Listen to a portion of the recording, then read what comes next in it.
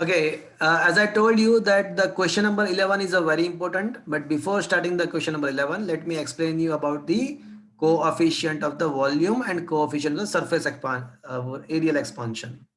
तो जैसे हम लोगों ने डिस्कस कर लिया था कि delta L upon L is equal to क्या फॉर्मूला था, alpha L delta T, right? तो वहां पे अल्फा एल क्या था भैया? Coefficient of linear expansion. तो that was the coefficient of linear expansion. तो सिमिलरली अगर यहाँ पे लिखना है तो हम क्या लिख सकते हैं on the same consequence, delta A by A alpha V alpha A delta T. अब ये अल्फा ए को क्या बोलना चाहिए भैया? Coefficient of areal volume expansion. हाँ, coefficient of the area areal और surface expansion. Is that clear friends? Yes, sir. Yes, sir. Similarly, delta V by V should be equals to alpha V Alpha V V delta T. And alpha V must be equals to delta T. coefficient. Coefficient of volume expansion. Exactly, coefficient of volume expansion. Is that clear to you, friends? Yes, sir. Okay. So, friends, अब आपको ये volume expansion का formula क्या है वो आपको पता है, तो अब जाके हम ये क्वेश्चन को समझ पाएंगे। चलो, पहली बात तो ये कि यहाँ पे आइडियल गैस लिखा हुआ है, तो जैसे ही आइडियल गैस लिखा हुआ है तो आपके दिल में से एक आवाज आएगी, PV is equal P is equals to NRT, mu RT. Equal to nu RT. Exactly. तो by hearing the word ideal gas you must think about the state equation of the ideal gas, PV equals to mu RT. Am I right friends? Yes sir. Yes, sir. sir. Okay. Now assume that our gas is at the 1 atmospheric pressure, मतलब pressure remaining constant। तो मान लेते हैं कि generally क्या होता है कि जो नॉर्मल जो प्रोसेस होती है ना वो एटमॉस्फेरिक प्रेशर पे ही होती है, तो generally we can assume the pressure constant, pressure को हम कांस्टेंट अज्यूम करके चलेंगे, applying change both the side. तो change in PV is equals to change in mu RT, but PV में पी तो कांस्टेंट है तो कांस्टेंट टर्म चेंज में से बाहर आ जाएगा, तो P delta V, mu R constant है, म्यू आर बाहर आ जाएगा, म्यू आर डेल्टा टी हो जाएगा भैया। Yes, sir. Yes sir. Is it okay? Is it yes understandable? Sir. Yes Okay, fine. Now let us assume the equation number 2 divided by equation number 1. From equation 2 and equation 1, dividing them.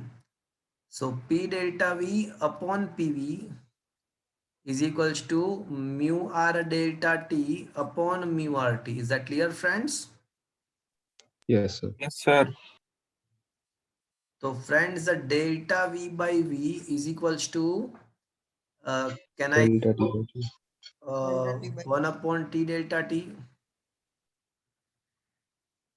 Yes, sir. Yes, sir. Equation number 3. But friends, as we know कि भाई delta V by V तो क्या होता है, alpha V delta. Alpha V delta T. Now comparing the equation number 3 and equation number 4.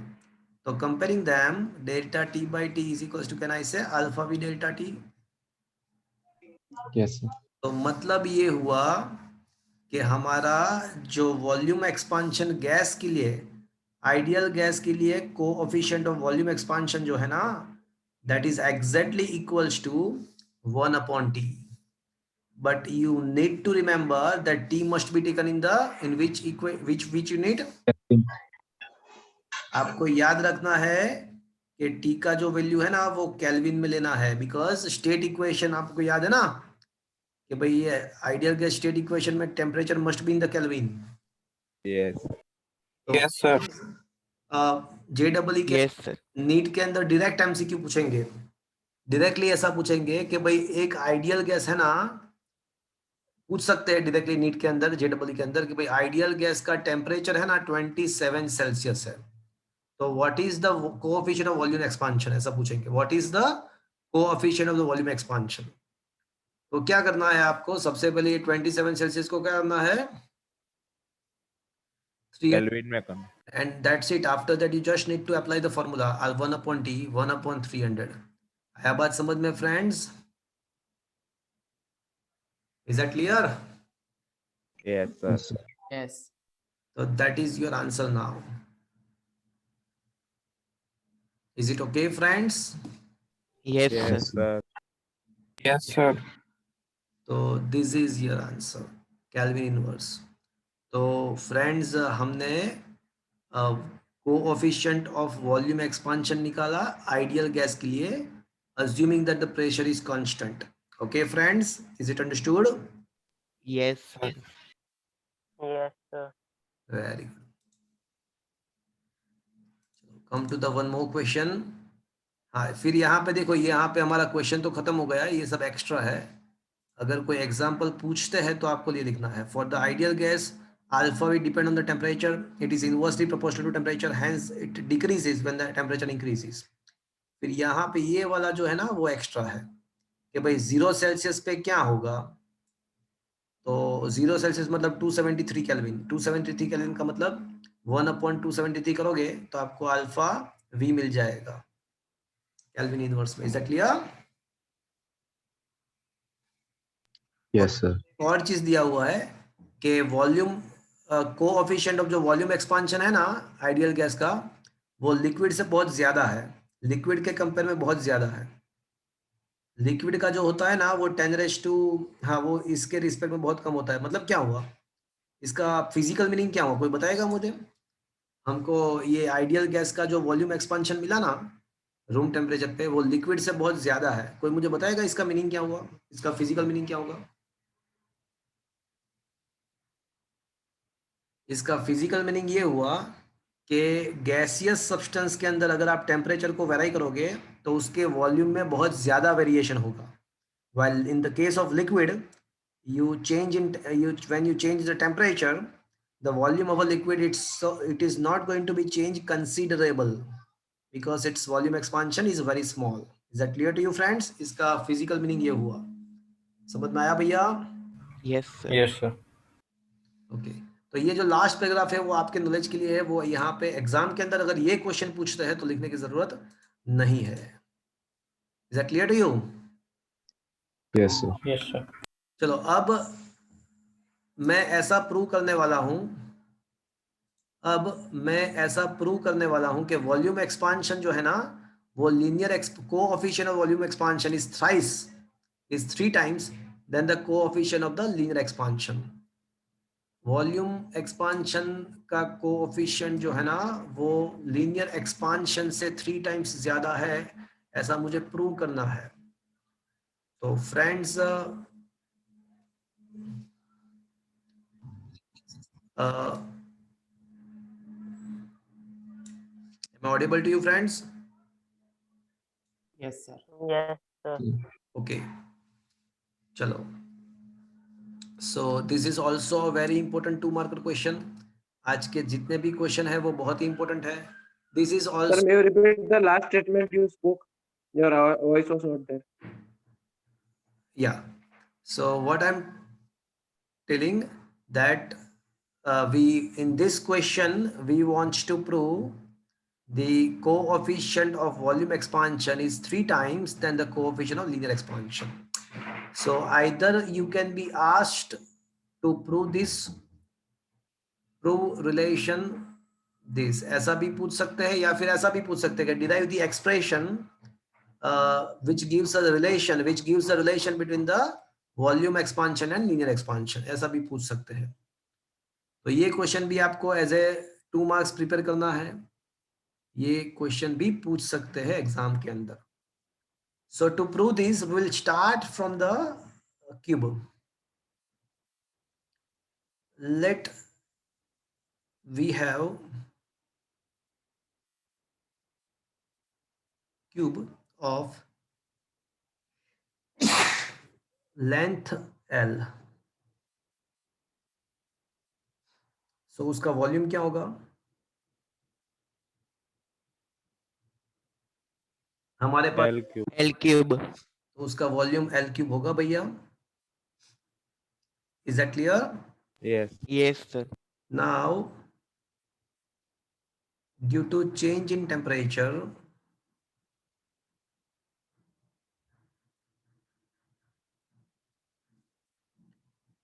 let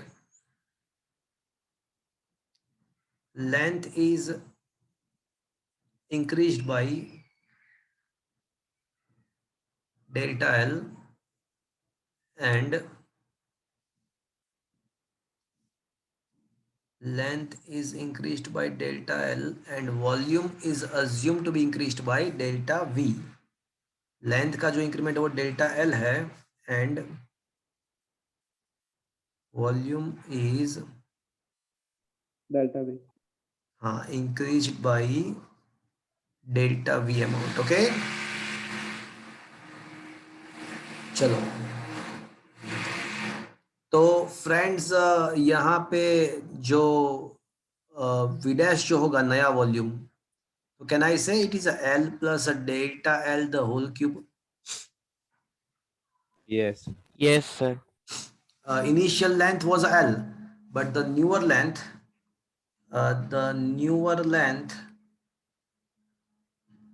L dash is equals to L plus delta L, right?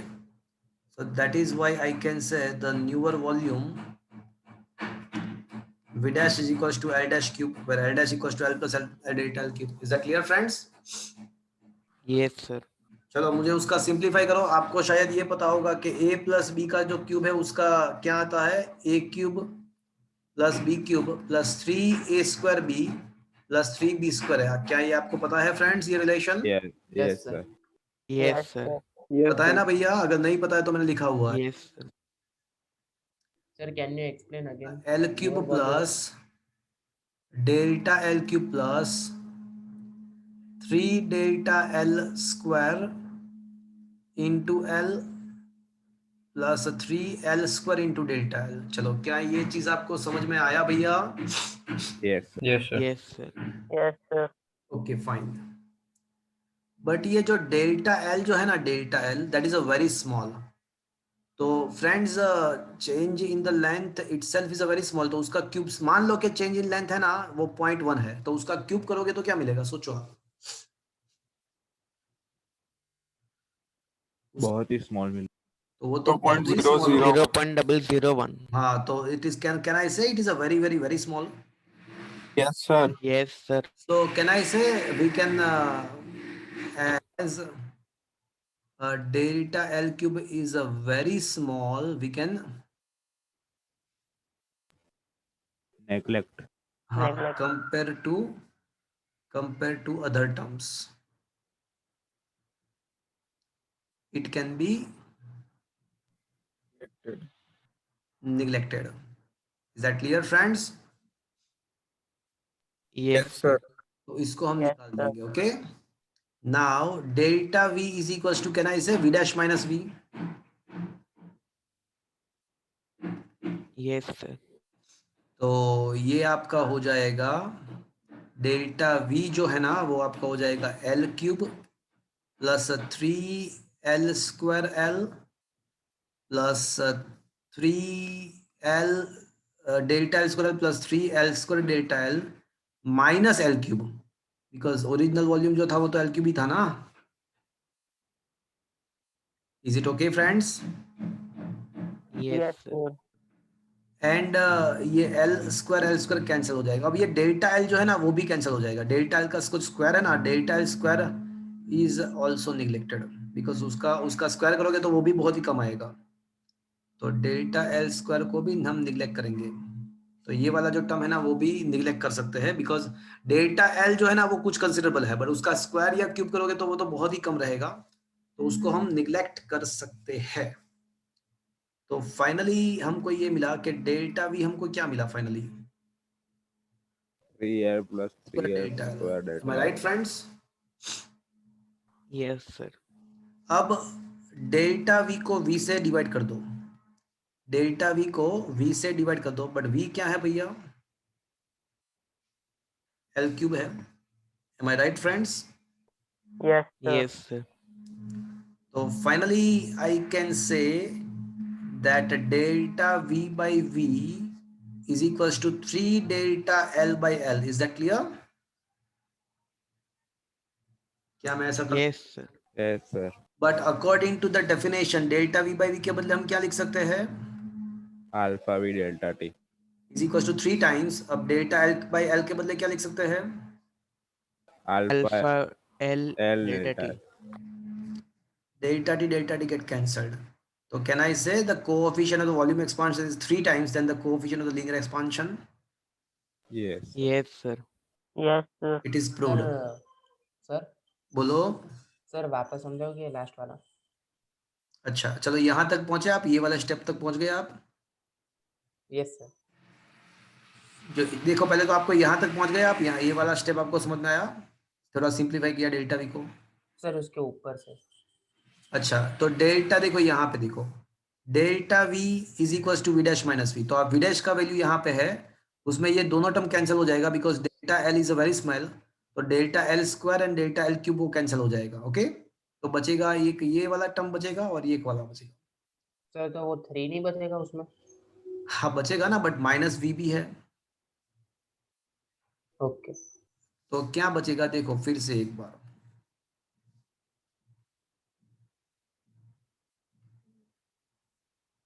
या एक बार फिर से देख लेते हैं।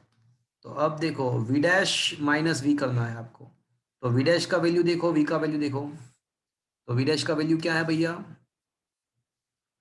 देखो वी डैश का वैल्यू ये रहा आपका एल क्यूब है plus 3L square delta L, बाकी सब cancelled neglected. Is clear? Yes sir. Minus V, अभी तो मैंने वी डैश लिखा but minus V, V itself is a V क्या है L cube. L cube, now L cube get cancelled, तो delta V क्या बचेगा, तो फिर चलो यहाँ तक। L square delta L. Is that clear? Yes sir.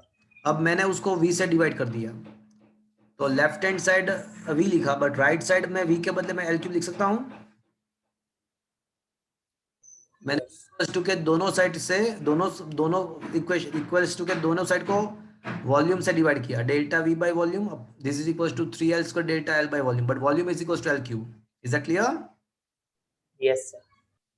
तो अब आपका बचेगा एल स्क्वायर कट हो जाएगा, तो 1/L ही बचेगा, यस। तो delta v by v is equals to 3 delta L by L। Is that clear?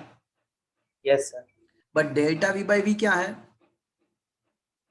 तो वो तो अल्फा वी डेल्टा टी है, and delta L by L क्या है, वो तो अल्फा एल डेल्टा एल है, डेल्टा टी है। Is that clear? No sir वो पता नहीं चला कैसे। अरे ये डेफिनेशन है ना, delta V by V is equals to alpha V delta T, अच्छा yes. Delta L by L is equals to alpha L delta T. Yes sir. तो वो डेफिनेशन का यूज, ये वॉल्यूम एंड लीनियर एक्सपेंशन का जो equation था original equation, उसका मैंने यूज किया। Is that clear? यस। बस डेल्टा टी कैंसिल हो गया, तो फिर alpha V is equals to क्या मिल गया मुझे, that is equals to 3 delta L, 3 alpha. Is that clear to you friends? Yes sir. So friends, this is an important question, आपको ये प्रिपेयर करना है।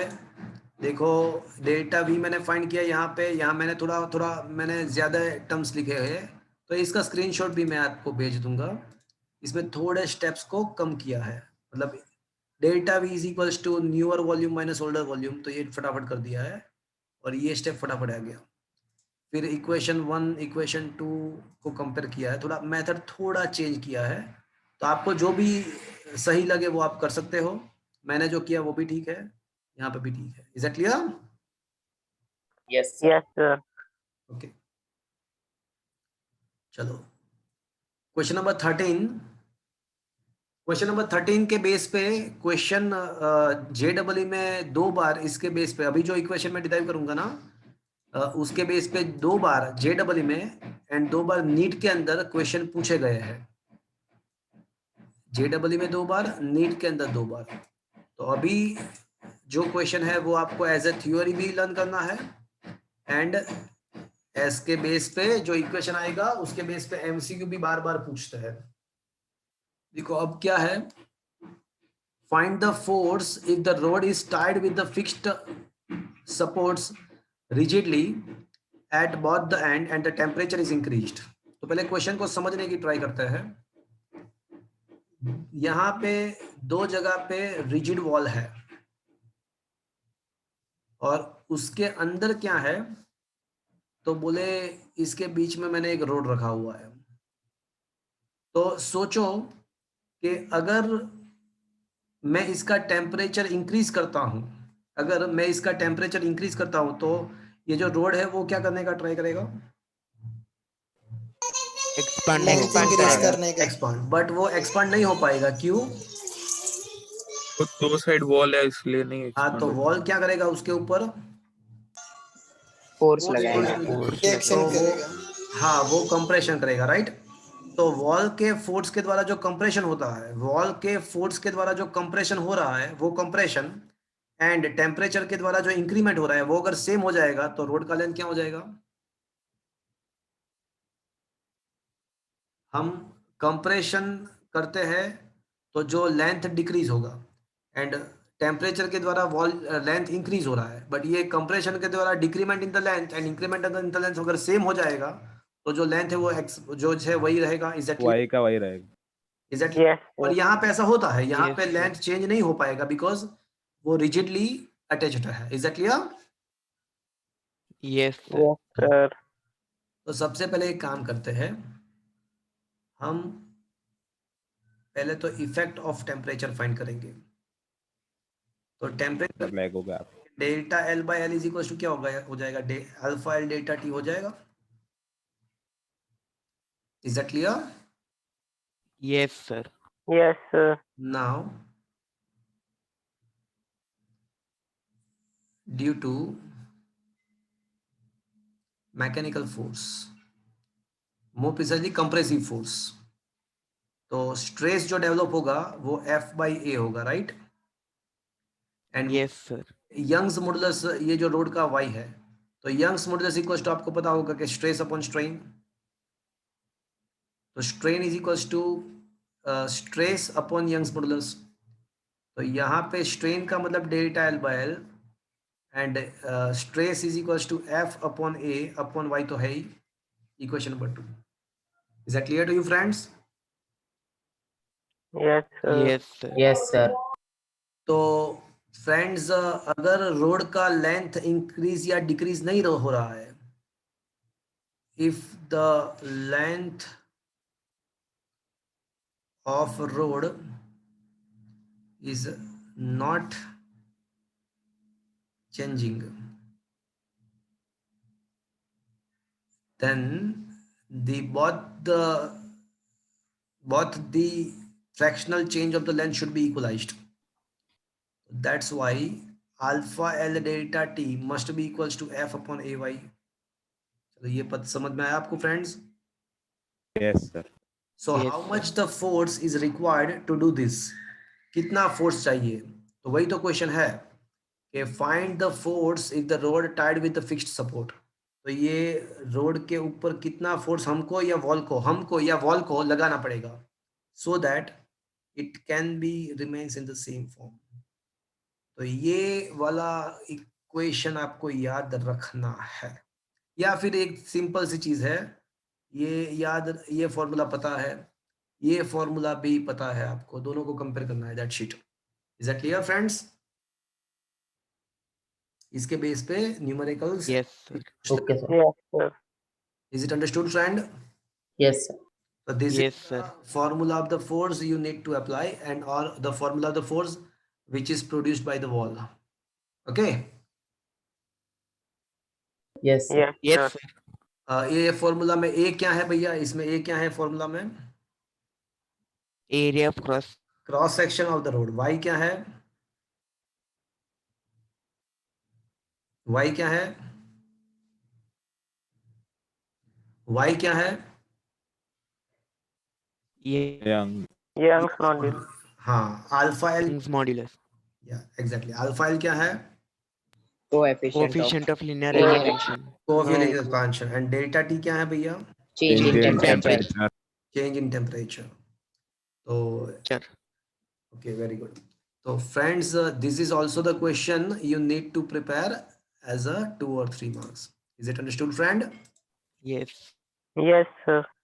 तो ये वाला फॉर्मूला हमने डिराइव किया, A Y alpha L delta T. Is that clear? Just आपको दोनों इक्वेशन कंपेयर करना है, एक change in length, fractional change in length due to the temperature find करना है, और दूसरा फोर्स के द्वारा कितना चेंज इन लेंथ होगा। टेम्परेचर इंक्रीज करने का ट्राई करेगा, फोर्स उसको रिड्यूस करने का ट्राई करेगा, दोनों अगर सेम है तो रोड वहां पे रह पाएगा। तो कंपेयर कर दो तो फोर्स आपको मिल जाएगा। Is that clear friends? Yes, sir. Yes, sir. Okay friends, question number 14,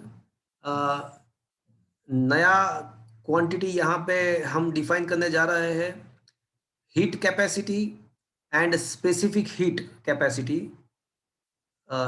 heat capacity and specific heat capacity or specific heat, these are the two new quantity we are going to define here.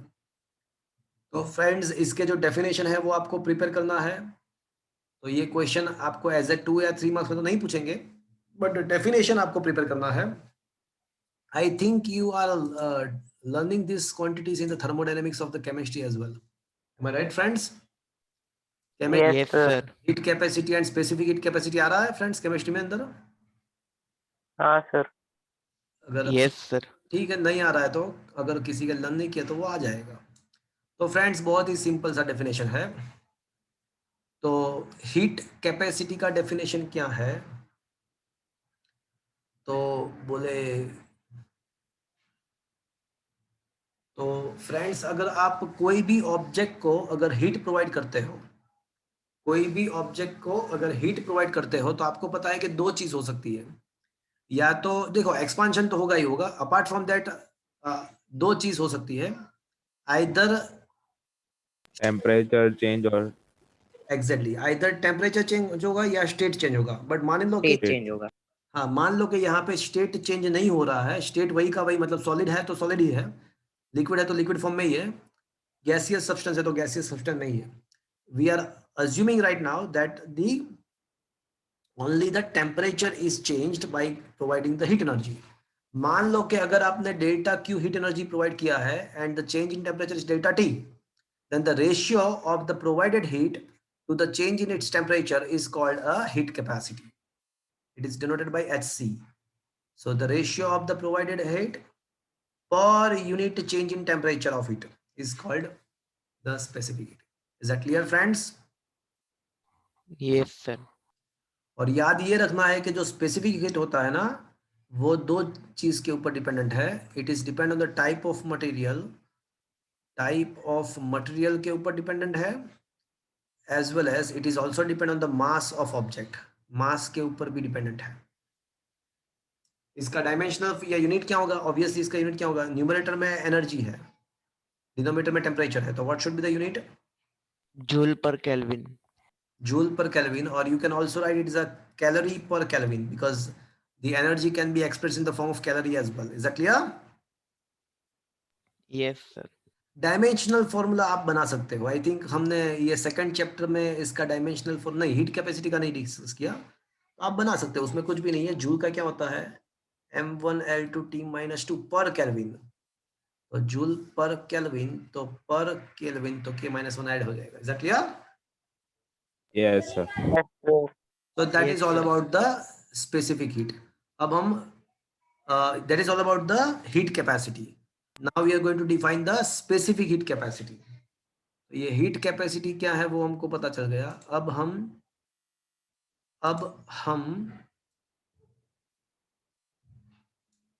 specific heat capacity को define करेंगे।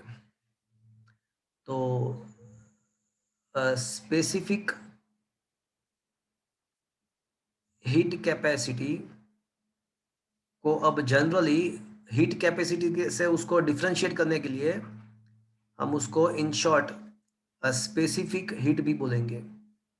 Okay, वैसे उसका पूरा नाम तो specific heat capacity है, but वो heat capacity के साथ क्या मिसगाइड हो जाएगा, हम उसको साथ कंफ्यूज हो जाएंगे, मैशअप हो जाएंगे। तो इसके लिए now in words we will going to speak only the word specific heat only. Okay,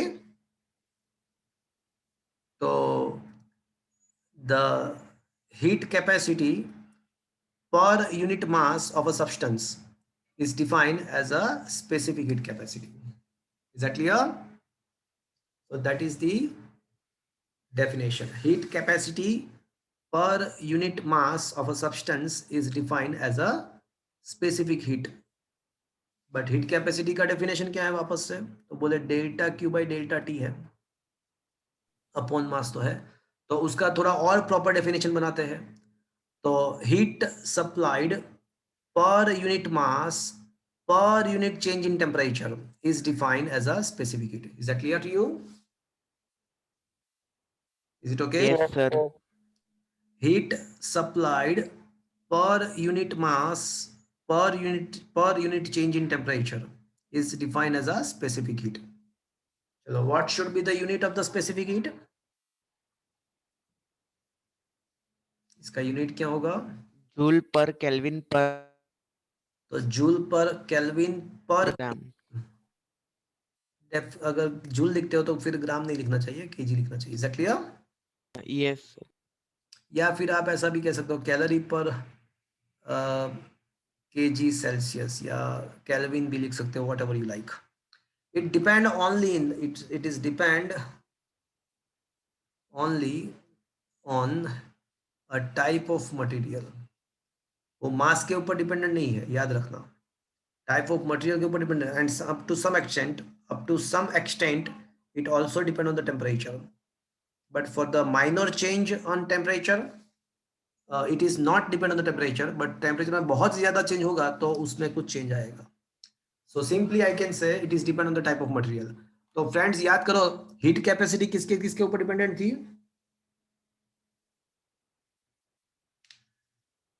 heat capacity किसके ऊपर डिपेंड थी? तो वो दो मटेरियल एंड मास दोनों के ऊपर डिपेंड थी heat capacity. But specific heat किसके ऊपर डिपेंडेंट है? सिर्फ मटेरियल के ऊपर डिपेंडेंट है।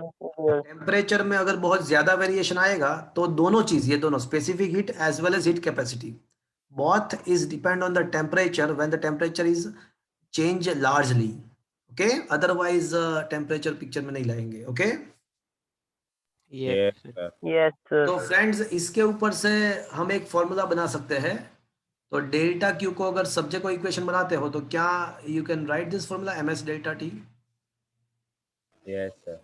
तो ये Yes, sir. फॉर्मूला आपको याद रखना है, हीट एनर्जी का फॉर्मूला है ये। तो that is the formula of heat energy of object when its temperature gets changed. तो कोई ऑब्जेक्ट का अगर टेम्परेचर डेल्टा टी जितना चेंज होता है तो उसके लिए आपको कितना, कोई ऑब्जेक्ट के टेम्परेचर को डेल्टा टी जितना चेंज करना है तो how much is the heat you required, तो उसके लिए ये फॉर्मूला है। Is that clear? Yes sir. तो ये दोनों क्वेश्चन आपको as a definition, as a MCQ, उसका इन दोनों क्वेश्चन में आपको क्या चीज करना है? 4 चीज आपको करना है। सबसे पहले उसका डेफिनेशन, फिर उसका यूनिट, फिर किसके ऊपर वो डिपेंडेंट है, डिपेंडेंसी, ये 3 चीज आपको याद रखना है। डायमेंशनल फॉर्मूला भी लिख दो। तो ये सारे एज ए एमसीक्यू आपको करना है। तो question number 14 is about the heat capacity and question number 15 is about the specific heat capacity और in simple specific heat. Okay, उसका डायमेंशनल फॉर्मूला भी लिखा हुआ है। चलो, क्या ये चीज आपको समझ में आया? Yes sir. Yes, sir. Okay, अब हमने है ना स्पेसिफिक हीट डिफाइन कर लिया, बट ये जो मास जो बात है ना वो हमको रास नहीं आई। मास वाली बात हमको रास नहीं आई। पूछो क्यों? क्यों sir? Q. Because when you deal with the gas, तो जनरली गैस का जो अमाउंट होता है ना वो हम केजी में मेजर नहीं करते हैं। कोई बताएगा गैस का अमाउंट हम किस में मेजर करते हैं? Moles. एग्जैक्टली तो गैस का जो अमाउंट है हम वो मोल में, हम मोल के यूनिट में हम उसको डिफाइन करते हैं, मेजर करते हैं। तो इसी के वजह से अब हम मोलर स्पेसिफिक हीट को डिफाइन करेंगे। तो सॉलिड मटेरियल या लिक्विड मटेरियल है तो उसके लिए मास ठीक है, सॉलिड या लिक्विड के लिए मास ठीक है, बट अगर गैसियस सब्सटेंस है तो उसके लिए स्पेसिफिक हीट डिफाइन नहीं होगा, उसके लिए मोलर स्पेसिफिक हीट डिफाइन होगा। तो मोलर स्पेसिफिक हीट का डेफिनेशन क्या आएगा भैया? तो देखो पहले तो स्पेसिफिक हीट का डेफिनेशन याद कर लेते हैं. Amount of the heat required per unit mass per unit change in temperature. Amount of the heat required per unit mass per unit change in temperature is defined as a specific heat. याद है आपको? तो friends इसी definition को थोड़ा change करेंगे, modify करेंगे और हम उसको मोलर स्पेसिफिक हीट बना देंगे. तो मुझे सोच के बताओ कि क्या मॉडिफिकेशन आएगा यहाँ पे. मॉडिफिकेशन क्या आएगा? M के सर बदले मास नंबर ऑफ मोल्स के आएगा. बदले मोल है जी.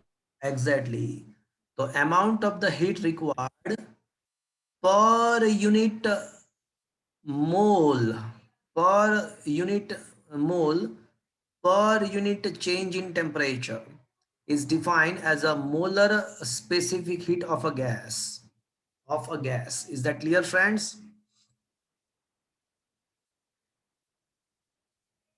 So more precisely, the amount of the heat required to change the temperature of 1 mole gas, unity 1 mole gas, by 1 unit. Amount of the heat required to change the temperature of 1 mole gas by 1 Kelvin or 1 Celsius is defined as a molar specific heat of a gas. चलो ये समझ आया. Yes, sir. Yes, sir. But Yes, ये sir. Temperature का जो change करना है ना वो दो हिसाब से हो सकता है. इसको सी बोलेंगे, मोलर स्पेसिफिक हीट को सी बोलेंगे. तो गैस के टेम्परेचर को चेंज करने की जो बात है ना वो दो हिसाब से हो सकती है. या फिर उसका प्रेशर कांस्टेंट रख के या फिर उसका वॉल्यूम कांस्टेंट रख के. तो now we have a 2 molar specific heat. Molar specific heat of a gas at a constant pressure and molar specific heat of a gas at a constant volume. Molar specific heat at a constant pressure and molar specific heat at a constant volume. तो चलो अब definition क्या बनाएंगे? Amount of heat required to change the temperature of a 1 mole gas by 1 Kelvin keeping its pressure constant is defined as a molar specific heat of a gas at constant pressure. And amount of the heat required to change the temperature of a 1 mole gas by 1 Kelvin at a constant volume is defined as a molar specific heat of a gas at constant volume. चलो ये चीज समझ में आई friends आपको? Yes, Yes, sir. sir. तो यहाँ पे 3 definition हमने बनाया. Molar specific heat of a gas, molar specific heat of a gas at a constant volume and molar specific heat at a constant pressure. Is that clear? Yes, sir. तो friends ये question भी आपको as a definition prepare करना है. तो देखो क्या लिखा है.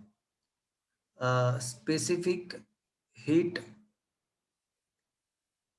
को अगर म्यू से डिवाइड मतलब मास के बदले म्यू लिख देंगे तो ये आपका काम हो जाएगा. यहाँ पे कैपिटल एस जो है ना उसके बदले आप एच सी लिख दो. हीट कैपेसिटी एच सी है, एस के बदले एच सी लिखना है. देखो क्या लिखा है. The quantity of the heat required to change the temperature of a 1 mole gas by 1 Kelvin or Celsius is called the molar specific. But this process can be done by 2 ways, by keeping volume and by keeping pressure constant. So on according to that, we have 2 definitions for the molar specific heat at a constant volume and molar specific heat at the constant pressure. The amount of the heat required to change the temperature of a 1 mole gas by 1 Kelvin, keeping its pressure constant, is called the specific heat of the gas at a constant pressure. आया बात समझ में friends? Yes, sir. चलो ये चीज आपको समझ में आया भैया? Yes, sir. Yes, sir. Okay चलो come to the next question. Calorimetry. तो फ्रेंड्स आपको ये कैलोरीमेट्री एंड कैलोरीमीटर क्या है ना उसका जस्ट डेफिनेशन आपको याद रखना है. Calorimetry means the measurement of the heat and a device which can measure this heat is called a calorimeter. बस आपको ये दो डेफिनेशन ही याद रखना है. पूरा उसका जो कंस्ट्रक्शन है, वर्किंग है, वो कभी टाइम होगा तो डिस्कस करूंगा। इसका राइट नाउ आपको कोई ज़रूरत नहीं है। तो जिस डिवाइस के द्वारा हम हीट को मेजर करते हैं उसको कैलोरीमीटर बोलते हैं। एंड ये जो प्रोसेस है, process of measuring the heat is called the calorimetry. Is that clear? Just Yes, sir. Yes, sir. Friends, अब तक हमने चेंज इन टेम्परेचर डिस्कस किया। हीट प्रोवाइड करने के द्वारा टेम्परेचर जैसे चेंज होता है तो हीट प्रोवाइड करने के द्वारा स्टेट भी चेंज हो सकता है। तो फ्रेंड्स, अब स्टेट कब चेंज होगा? तो फ्रेंड्स कोई भी, सर शायद ये टॉपिक नहीं है, डिलीटेड पोर्शन में Deleted है sir. Let me check. Change of state. Change of state नहीं है तो अभी मतलब ये चैप्टर ऑलमोस्ट खत्म हो गया, तो उसका मतलब ऐसा हुआ। चेंज इन स्टेट नहीं है तो ये चैप्टर ऑलमोस्ट खत्म हो गया। जिला में चेक। सर इसमें सर ट्यूसडे का लेक्चर तो हाँ, वो तो एज पर ऑनलाइन ही जब तक होगा। मैं कुछ, हाँ, जब तक मैं कुछ बोलूंगा नहीं तब तक सब कुछ एज पर द शेड्यूल है। Okay, okay sir. आज का सेशन में यहाँ पे खत्म कर रहा हूँ। संडे को JEE के लेक्चर में वापस से हम मिलेंगे। Thank you friends. Bye, sir. Bye bye bye bye bye Bye, bye bye bye bye. Sir अभी ये notice आई नहीं है ना? न्यूमेरिकल्स के नोट्स मैं आपको भेज दूंगा। ये थ्योरी के नोट्स तो ऑलरेडी मैंने सेंड किया हुआ है ऑफिस पे। आप you can collect this notes from the office. Okay.